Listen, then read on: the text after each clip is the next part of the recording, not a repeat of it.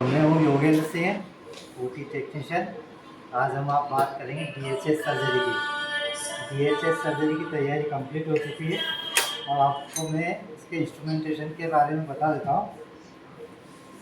शुरुआत में तो जनरल इंस्ट्रूमेंट लगते हैं जो सभी को पता है, नाइफ, इंडल, फोर्सेप्स, सीजर, आर्टरी और रिट्रैक्टर। इसके बाद ऑर्थो में बात करें तो ऑर्थो में ओपन करने के बाद हमको सबसे पहले बोन लीवर लगेगी। बोन लीवर को होमन्स भी बोलते हैं। होमन्स के बाद आपको पेरिस्टोम एलिवेटर लगेगा, जिससे पेरिस्टोम को साइड में कर सकते हैं। पेरिस्टोम को साइड में करने के बाद एंगल गाइड लगेगा डीएचएस के लिए। एंगल गाइड में आपको 130, 125 से लेकर 140 तक की सेटिंग रहती है। अभी हम इसमें वेल्गस पेरस को देखते हुए 135 एंगल सेट किया है। 135 एंगल के हिसाब से बोन फीमर पर इसको रखकर ड्रिल से गाइडवार फीमर हेड तक डालेंगे। इसका यूज ऐसे करते हैं, ये फीमर, ये प्लेट फीमर के ऊपर जाएगी। फीमर से टच करने के बाद एंगल 135 का मिलेगा, इसको centre of the femur head तक गाइडवार को पहुंचा देंगे। इसके बाद हम आते हैं ट्रिपल रिमर। गाइडवार डालने के बाद ट्रिपल रिमर का यूज़ होता है। ट्रिपल रिमर में इसको ट्रिपल रिमर बोलते हैं। ये डीएचएस इसको डालने के लिए ट्रिपल रिमिंग करना पड़ती है।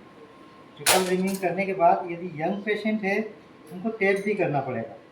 यदि एडल्ट पेशेंट है, ऑस्टियोपोरोटिक है, तो डायरेक्ट डीएचएस स्क्रू चला जाएगा। यदि यंग पेशेंट है तो उसमें टेप करने के बाद डीएचएस स्क्रू डालेंगे। ये टेप हो जाएगा, टेप होने के बाद डीएचएस स्क्रू डालेंगे। डीएचएस स्क्रू में इसका एंगल फिक्स करना रहता है। ये हेड ऑफ फीमर तक जाएगा। इसके बाद इसका एंगल वर्टिकल की जगह हॉरिजॉन्टल रखना है। ये टाइटेनियम इम्प्लांट है, टाइटेनियम में वर्टिकल है। डीएचएस स्क्रू जाने के बाद डालने के पहले इसमें कपलिंग करना भी जरूरी होता है। डीएचएस स्क्रू डीएचएस प्लेट के अंदर कपलिंग करके देखना है इसकी, ये कपलिंग सही है कि नहीं। डीएचएस स्क्रू जाएगा, इसके बाद प्लेट वहाँ पर डीएचएस स्क्रू में डालने के बाद होल्ड करके लॉक करेंगे। लॉक होल्ड हैंगरूज लगेगा इसके लिए। हैंगरूज से क्या करेंगे, ये हैंगरूज इंस्ट्रूमेंट है।